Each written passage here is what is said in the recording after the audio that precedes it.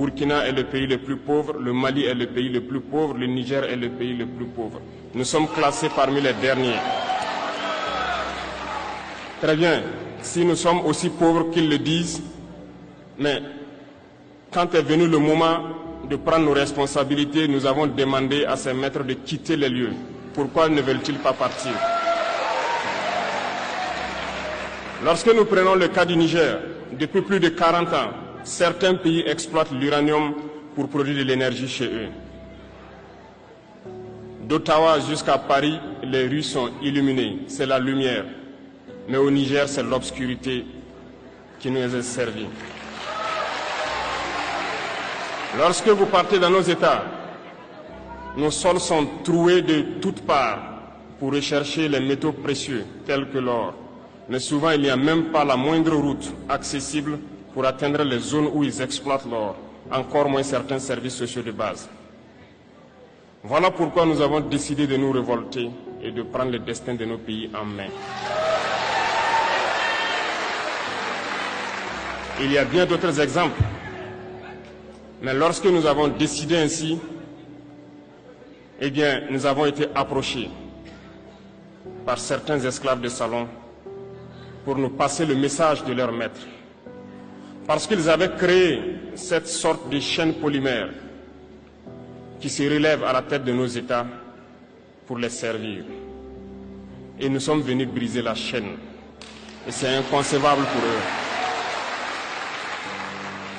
Ils nous ont donc approchés et ils nous ont demandé de rentrer dans les rangs pour faire partir de l'élite qui doit diriger l'Afrique, parce qu'ils ont une élite formée et formatée qui doivent suivre, qui sont incrustés dans cette chaîne-là.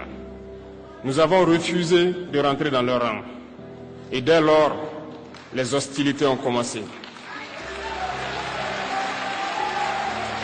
Ils ont fait fourvoyer dans nos zones plusieurs mercenaires, des formateurs. Les agents sont descendus dans le Sahel pour espérer mener des attaques barbares, lâches contre nos populations, espérer les révolter. En plus de ces attaques sur le terrain, les attaques communicationnelles, la manipulation, la désinformation battent son plein dans leur rang. Mais les peuples du Sahel ont compris et plus jamais on ne pourra les manipuler. Ils savent d'où ils viennent, ils savent ce qu'ils font et ils savent où ils partent.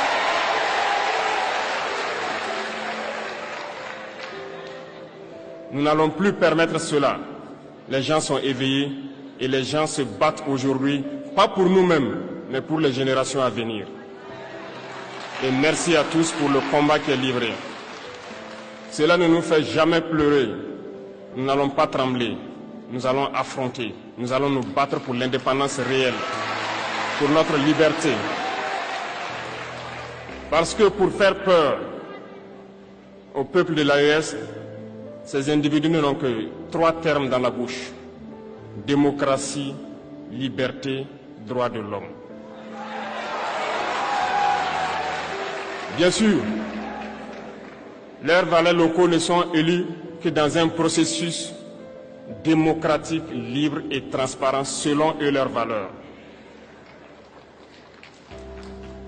Quoi de plus normal qu'on veuille nous imposer cela, parce que c'est eux qui édictent les règles. Très bien, nous avons décidé de nous assumer. Voilà pourquoi un 26 juillet 2023, lorsque le Niger a décidé de tourner la page, les esclaves de salon et leurs maîtres sont montés sur les grands chevaux. Ils ont mis leurs valets locaux en avant et ont décidé de mener une guerre contre le peuple nigérien. Nous avons donc dit, quiconque osera s'en prendre au Niger